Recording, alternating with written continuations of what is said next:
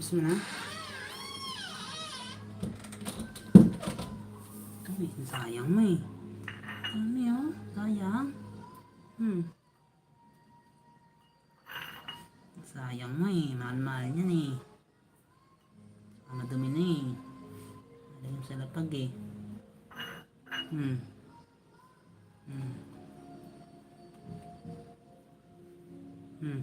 Bang ginawa mo sa katawan mo?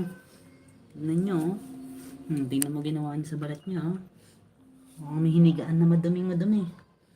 Dumi oh. Dumi. Ayan. Ba't ang bata ka oh. Dungis oh. Dungis. Saan mo nagpunta? Dungis oh. Hindi na kita pwedeng paliguan ngayon. Dungis mo.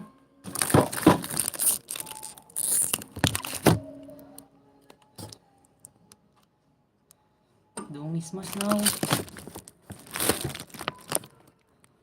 Punasan kita ngayon ha. Punas lang naman. Okay.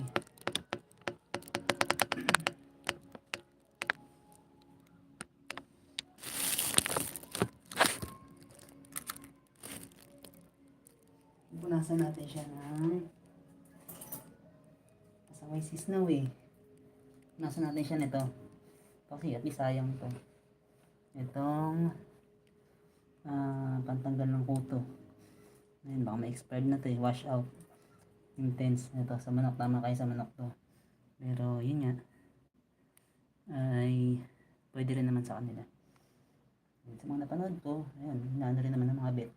Walang pantanggal din ng kuto. Ihalo ko lang sa may tubig. Ihalo ko lang sa may tubig to. Then ipupunas natin sa kanya. Parang hilamos. Ay meron ito. At least kahit pa paano. Makatulong sa pantanggal ng ano.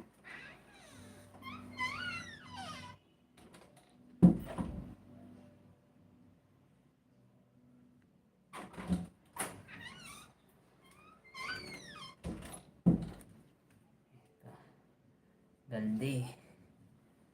Ayan. Ilamusan natin siya. Lamos.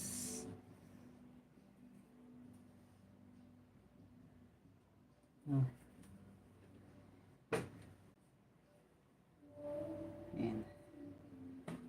Patak lang natin. Hindi rin lahat kasi matapang yan. Tate. Kaya papatak lang natin mga hindi ka na-expired to. Ano yun daw? Malalason ka. Ay parang namuo na. Tapang kaya to? Namuo na siya. Pwede pa kaya to? Ayan. Ayan, medyo namuo na siya oh. Ayan, namuo na. Haluin ko. Hindi matapang sa kamay to. Ayan. Uy, stop. Ano mabas? Ito. Ayan, patakas ka pa ha. Hindi lamos ka nga. Hilamos ka, hilamos. Si dungis mo, dungis.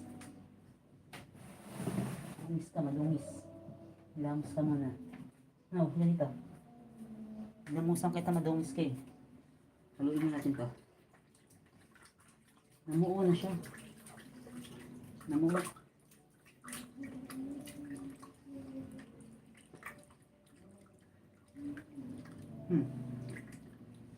Namuo, pwede pa kaya to? Iskay sa tubig kahit pa paano. May namuo na yung wash out, namumuo pala yun pag matagal hindi ginagamit.